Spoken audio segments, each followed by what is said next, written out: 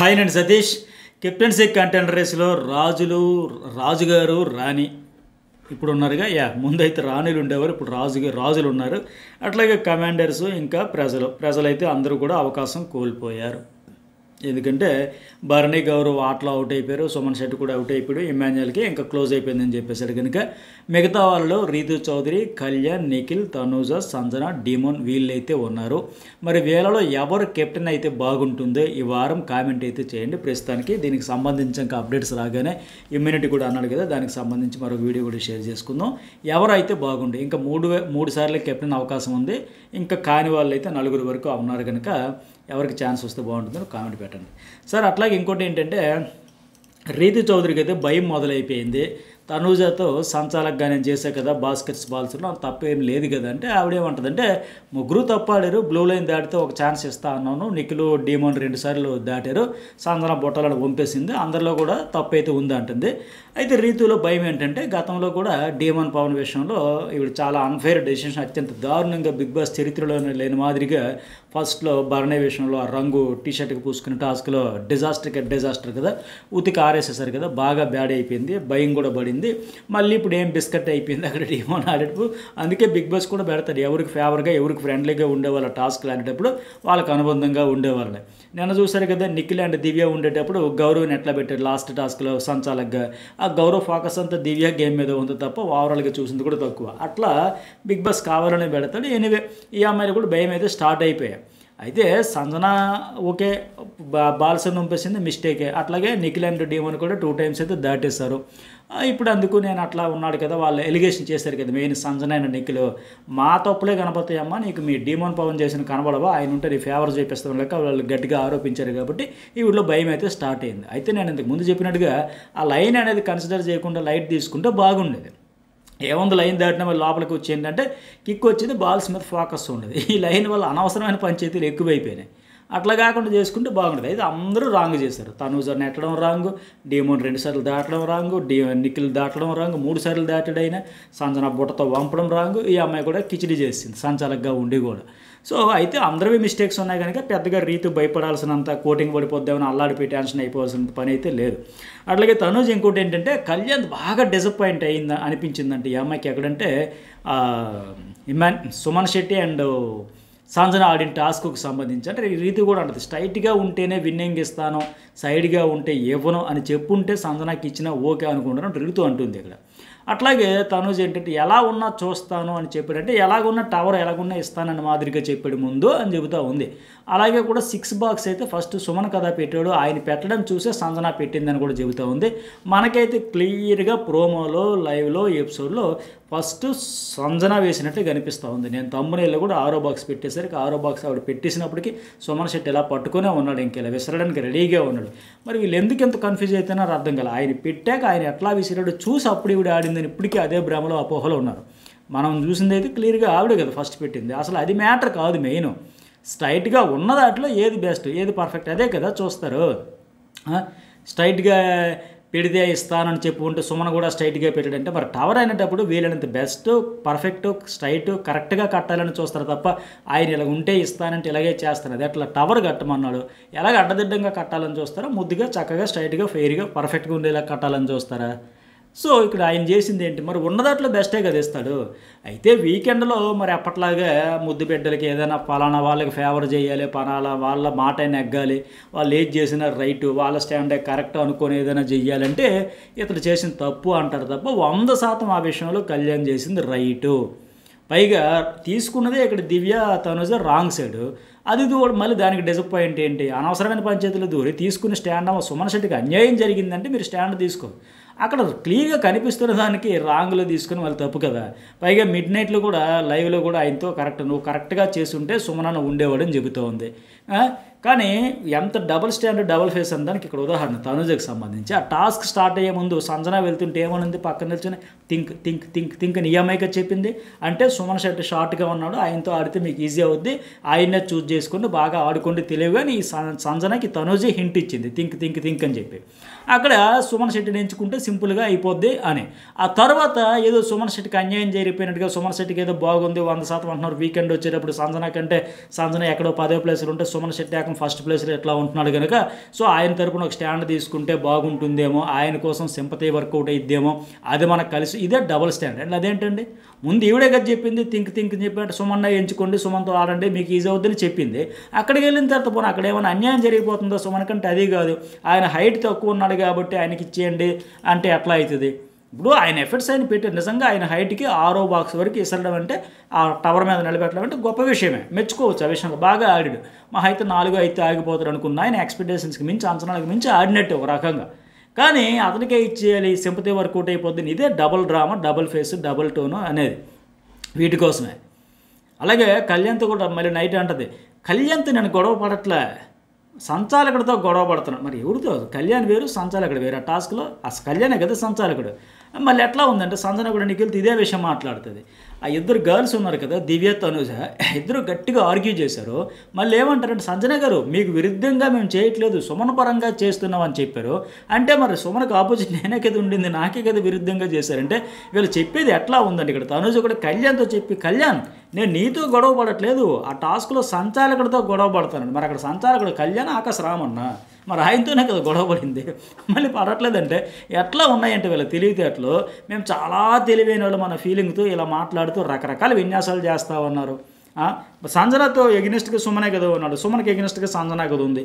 నీకు విరుద్ధంగా కాదంటే మరి ఎవరి కోసం విరుద్ధంగా కూడా అన్నీ చెప్పాల్సిన దానికి మళ్ళీ ఇక్కడ ఎందుకు ఈ కవర్ డ్రైవ్లు ఇవన్నీ? చిన్న పిల్ల అర్థం కాదు సంజనకి. ఆవిడకి ఎగ్నెస్ట్గా మాట్లాడుతూ మీకు ఎగ్నెస్ట్గా కాదు సుమన పరంగా మాట్లాడుతున్నాం ఆయనకే అర్థమయ్యింది. కాకపోతే ఒక పాయింట్ పెట్టాలి కాబట్టి కొద్దిగా హైటు నేనే కదండి ఫస్ట్ వేసాను, చాలా చక్కగా అడిగాడు. ఆయన కూడా స్పోర్టివ్గా తీసుకున్నాడు. మెయిన్ చూసేది ఆ పర్ఫెక్షన్ చూస్తారు కదండి లెక్క. అలాగే నెక్స్ట్ వన్ గౌరవ్, నిఖిల్, సుమంత్ ఇక్కడే అంటారా 6 బాక్సులు వెరీ గుడ్ అని బాగా పెట్టారు, కాకపోతే కరెక్ట్ చేయాల్సింది నేను కూడా చెప్పాను అనేసి ఆ గౌరవ్ కూడా అర్థమైంది. ఎందుకంటే అతను హైట్కి నిజంగా 6 వేస్తారని ఎవరు ఎక్స్పెక్ట్ చేయలేదు. వాళ్ళు కూడా అదే అంటున్నారు, బాగా చేశారని, బాగా ఆడిరని, బాగా ట్రై చేశారు, ఎగిరి మరీ ఇసిరారు, బాగా చేశారని. కాకపోతే చెప్పినట్టుగా హైట్కు కొద్ది సరి చేసి ఉంటే బాగుంటుంది. అంటే ఇతను కూడా సంచన మాదిరిగా పెట్టుంటే చుక్కలు కనబడేవి. అప్పుడు 7వ బాక్స్ వేసుకుని మరొక ఆప్షన్ ఇస్తానని పెడతాడు. మరి ఇంకేం చేస్తాడు? బిగ్ బాస్ బజరం మోగిపోయినా సరే మరొక బాక్స్, ఫైనల్ బాక్స్ ఎవరు ఇసిరితే వాళ్ళదే అయ్యేలాక ఇంకో డెసిషన్ ఏదో తీసుకునేవాడు. అట్లా అయ్యేది. సరే నెక్స్ట్ వన్ కళ్యాణ్, తనుజ. మళ్ళీ ఓకే నైటు నీది క్యారీ చేస్తానేమో అనుకున్నాను, నేనే పిలిచానని అతడంటే ఆ అమ్మాయి కూడా అట్లాగే హాట్ వాటర్ ఇచ్చిందెవరు, బాటిల్ పెట్టిందెవరు, ఫస్ట్ నేనే మాట్లాడాను, దగ్గరికి వస్తే ఫీల్ అవుతూ రాలేదు, కుయ్యమంటావని రాలేదని ఆ తనుజ. కళ్యాణ్ నీ మీద కోపం ఉంది, నువ్వు బ్లాక్ అండ్ బ్లాక్ వేసుకో, ఈరోజు నీకు సర్వీస్ మారుతాయి, పర్సనల్ సెక్రటరీ ఉంటాయి, చెప్తారు రాజుకి పర్సనల్ సెక్రటరీ అంట. బ్లాక్ అండ్ బ్లాక్ అంటే కమాండో డ్రెస్ వేసుకుంటే ఇతడి కోసం రాజుకి ఏదో పర్సనల్ సెక్రటరీకి పెట్టుకుంటాడంట, నీకు ఉంటాయి ఈరోజు అని చెప్తా. వీడు ఎక్కువ చేస్తున్నాడు, చాలా ఎక్స్ట్రాలు చేస్తున్నాడు, పర్సనల్ సేవలు ఏం లేవంటే. ఈ కాన్వర్జేషన్ అంతా బాత్రూమ్ దగ్గర జరిగిందంత చూస్తే నాకేమనిపించింది, కళ్యాణ్ కుక్కతాకు వంకరంటే ఇదేనా అనిపించింది. మళ్ళీ మారతాడనుకుంటే సెగలైతే పోవట్లా. ఒక గట్టిగా ఆర్గ్యుమెంట్ అయ్యింది, అతను పర్ఫెక్ట్ స్టాండ్ తీసుకున్నాడు, అమ్మయ్య భయపడకుండా ఉన్నాడు, ఎలాగుంటే బాగుంటుందని అందరూ అంచనాలు పెట్టుకుని వెంటనే తుస్సుమనిపోయి వెళ్ళి మళ్ళీ ఆవిడ చుట్టూ తిరుక్కొని మీకు personal black and white commando dress వేసుకుంటే టాస్క్లో ఉండడానికి దానికి ఇండైరెక్ట్గా చెప్పడం, బ్లాక్ అండ్ వైట్లోనూ బాగుంటామని చెప్పడం, ఇది ఇంటెన్షన్. అక్కడ కమాండర్లోకి వస్తావు కదా, అప్పుడు రాజుగారికి ఎటు డ్రెస్ వేసుకుంటారు కదా, టాస్క్ స్టార్ట్ అవుతుంది కదా, అప్పుడు ఏదైనా చెప్పాలంటే చెప్పొచ్చు కదా, రాజుగా ఇది నా ఆజ్ఞ, మీరు పాటించాలి, ఆచరించాలని. కానీ పర్సనల్ గోల అంటారు కదా, అది ఉంటుంది ఇక్కడ. బ్లాక్ అండ్ బ్లాక్ వేయు, నీకు ఉంటుంది, ఈరోజు సర్వీస్ మారుతాయి, పర్సనల్ సెక్రటరీ ఉంటాయి, ఇవన్నీ చెబుతూ ఉంటాయి, చిరాగ్గా ఉంటుంది. ఇవి మారడా అనిపిస్తుంది అది చూస్తే. ఏమో రైవలరీ కొనసాగించవచ్చు కదా, నెగిటివ్ వైపు కొనసాగించవచ్చు కదా, అదే హీట్లో ఇంకా గొడవ పడవచ్చు కదా, పడితే గ్రాఫ్ పెరుగుద్ది కదా.